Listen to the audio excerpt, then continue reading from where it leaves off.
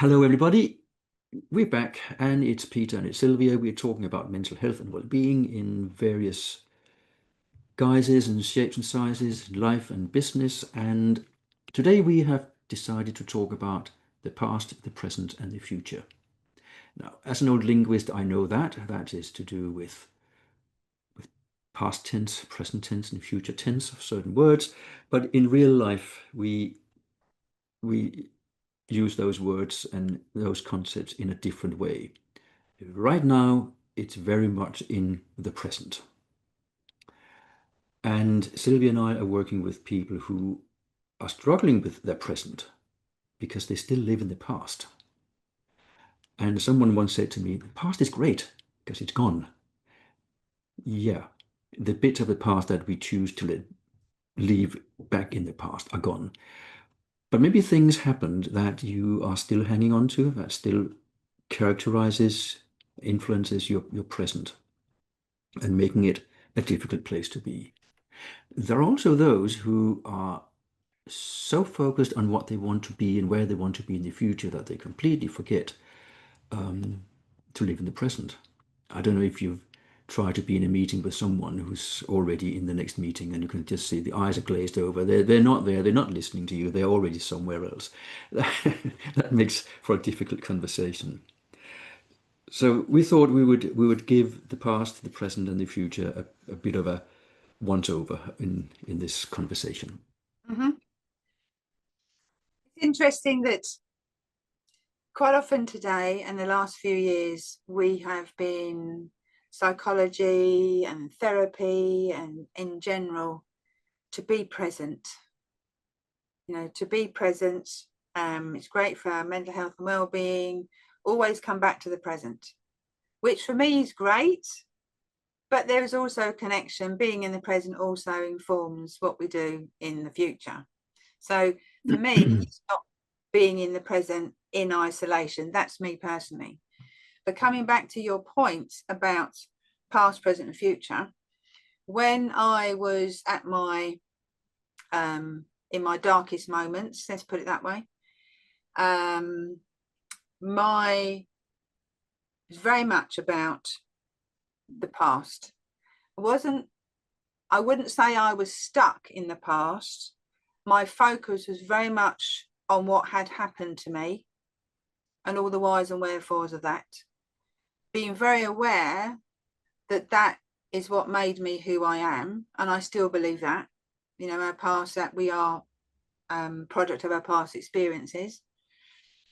But then, because of trying to keep myself safe and not wanting those things to happen again, and being aware of where I was in my present, so focused on the future, what I do, what if. But if that happens, I'll do that. And if that happens, I'll do that. But if that happens, I'll do that. But then that might affect that.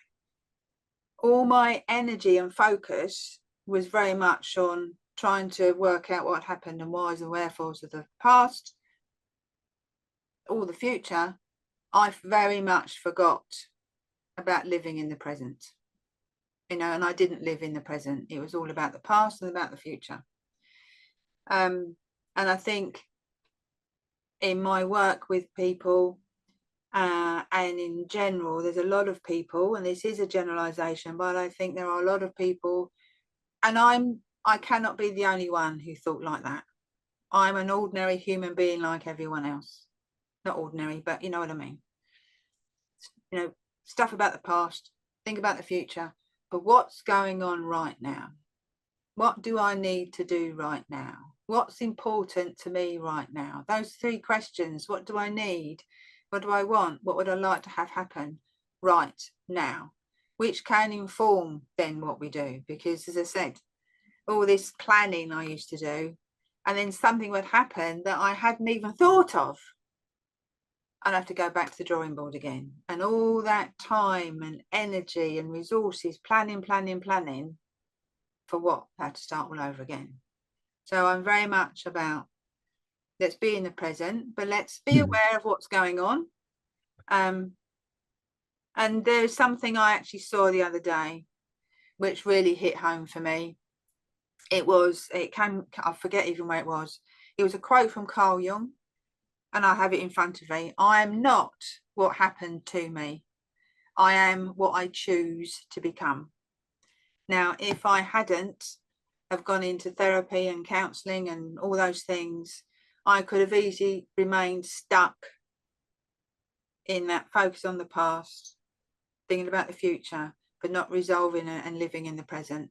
And then being able to choose, and whilst I am a product of my past experiences, I can choose to be something and choose to do things differently.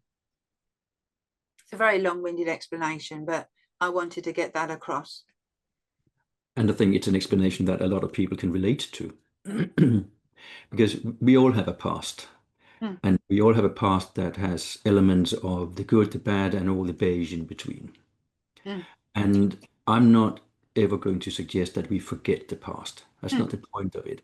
The point exactly. is to take with us what serves us well Hmm. and to leave behind, with the help of somebody else sometimes, what Indeed. does not serve us well anymore and what is not relevant.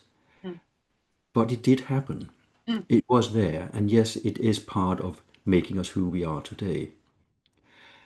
And when we learn how to do that, we become a person today who can then plan and think about what the future might hold and what we mm, want the future to be. So it's not like we do one element of life, then we do another one, and then we go to the next one. No, because the future happens tomorrow or mm, or in the next hour. You mm, know, it's mm, we we need to have that flexibility in mind. And you talked about the what ifing. mm. We tend to mostly what if about negative stuff, disaster scenarios. Mm. 90 And that's something exactly percent of what I which, did. yeah, but the high 90% of which never happen.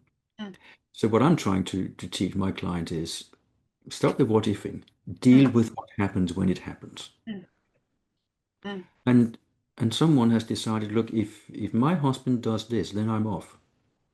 Okay, great. You know that then. So you don't need to worry about whether he will or with whom or what not. You know what you're going to do if that happens. You don't need to worry about it. And it took a while to sink in because he was so busy thinking about the what if scenarios. mm, But actually, he had already long ago decided this is my red line. Cross mm, that and I'm off. mm, Fantastic. Great. mm, Moving on. mm, But that's easy for me to say because I'm not in that situation. And this is where we need to figure out how much time do we want to daydream, pretend, think about the future, think about the past. Everything is allowed. It's fine as long as we get the proportions right. mm, mm. I think this is where a lot Interesting. of people struggle. Yeah, it's interesting you say about the what if and the all negativity, because that's exactly what I used to do. What if this happens, I'll do that. What if this happens, I'll do that. Um, but now being the person that I am now, and the reason why I'm chuckling is because this actually happened only a few weeks ago.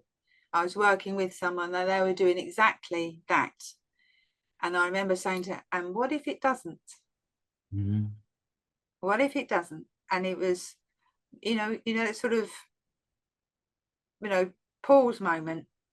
Because again, it is, what if it doesn't? We can plan for all these negative things, but what if they don't happen?